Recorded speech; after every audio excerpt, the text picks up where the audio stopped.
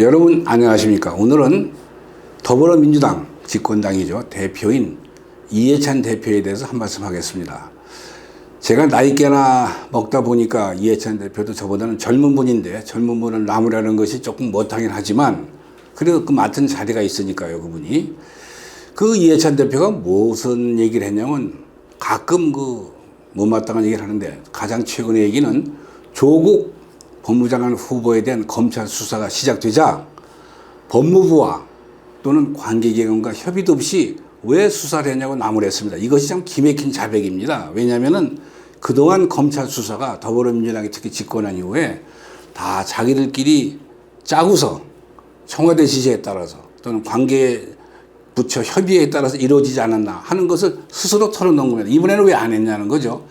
근데 여러분 아시다시피 헌법이나 검찰청법이나 형사소송법상에 검사가 외부 기관하고 협의를 한다면 그 자체가 이 사람들이 이번에 검찰에 몰아서는 피의사실 공표가 됩니다. 그 얘기하면 안 되는 거죠.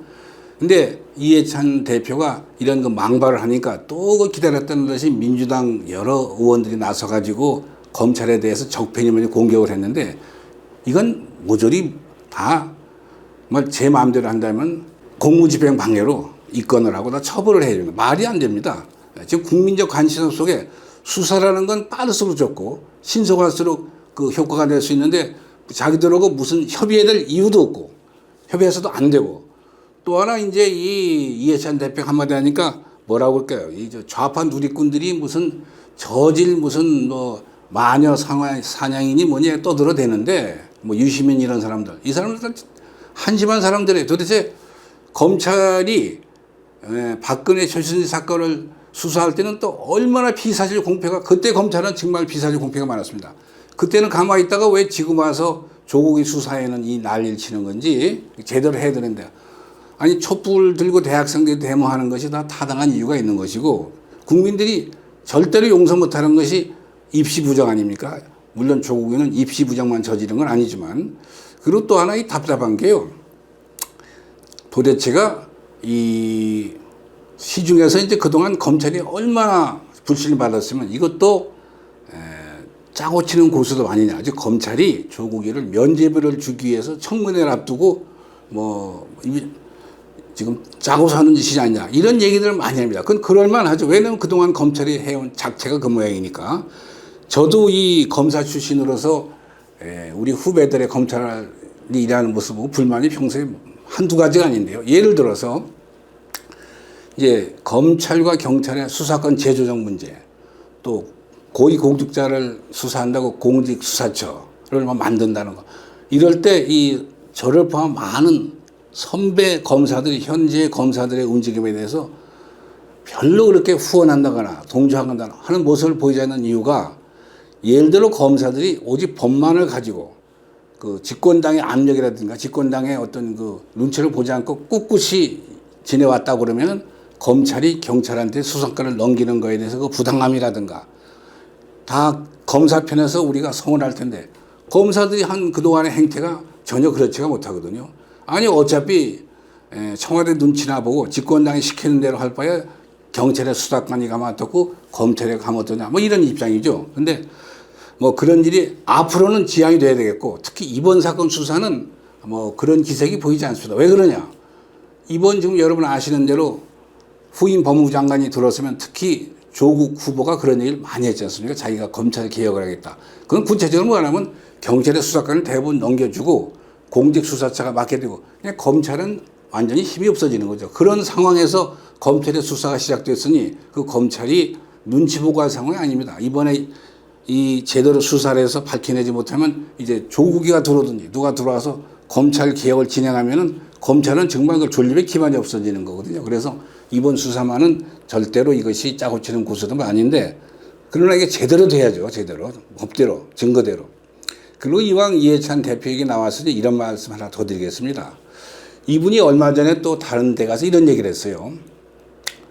조선왕조 때 정조 이후에 우리나라 역사에 개혁적인 지도자가 있다면 김대중, 노무현 두 사람밖에 없다. 그럼 정조 임금이 세상 떠난 것이 1800년이니까 200년 동안에 김대중, 노무현 외에 개혁을 한 사람이 없다는 얘기인데 이건 기막힌 얘기입니다. 아니 그 이승만 대통령, 초대 대통령은 어떤 역할을 했습니까? 이 대통령은 취임 초부터 12년 동안 우리 5천년 역사에서 가장 잘못된 것은 양반 상놈, 반상차별이다. 그러니까 양반 쌍놈 구별을 없애야 된다. 해가지고 양반은 그걸 구체적으로 실천했습니다. 예를 들어서 그분의 말씀이 양반이 뭐 따로 있느냐. 자기 밭대기 있고 그 논밭을 말하는 거죠. 또 문자를 깨우치면 글을 알면 그게 양반이냐. 정확한 얘기죠. 그래서 양반은 48년 집권하고 나서 유교나기 직전까지 50년 2월까지 한 2년 남짓도 안 되는 기간에 농지 개혁을 전 세계에서 유례없이 단기간에 크게 성공시켰습니다. 경자 유전, 그러니까 농사 짓는 사람에게 땅을 나눠준 거죠. 그러니까 글자 그대로 경제적 기반을 국민들에게 만들어준 거고. 그리고 나서 1948년 대한민국이 문을 열 때 85%의 국민이 한글도 못 깨쳤는데 60년 4.19 이승만 대통령이 떠날 때는 대한민국 국민의 90%가 한글은 다 깨우쳤습니다. 바로 이런 글자 해독 능력이 훗날 경제 발전에 여건이 될 수 있었던 거죠. 빨리. 그래서 이승만 대통령은 글자 그대로 농지를 나눠주고 글을 깨우쳐서 가장 개혁적으로 양반 쌍놈 구별을 없앤 사람. 그분이 이승만 대통령입니다.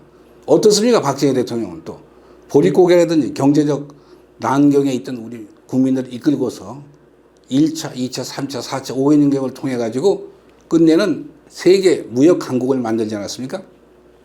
이분들이야말로 개혁적인 인물인데 그런 걸 모르고서 무슨 김대중 노무현밖에 없다니 참 집권당의 대표로서 자질이 의심스러운 그런 대목입니다. 네, 자 우리는 어떻게 해야만 앞으로 지금까지 해온 그런 큰 성공을 더 발전시킬 수 있겠습니까? 그거는 제가 늘 하는 얘기인데 우리 헌법 정신에 충실한 겁니다. 그건 뭡니까? 자유민주주의에 입각한 시장 경제입니다. 이것을 망각하는 사람은 집권당 대표로서도 자격이 없고 국회의원 자격도 없고 그런 사람은 어떤 공직을 맡아서는 절대 안 되겠습니다. 오늘 제가 이해찬 대표는 나무랐습니다만은 앞으로는 그런 잘못이 절대로 없기를 간곡히 부탁합니다. 감사합니다.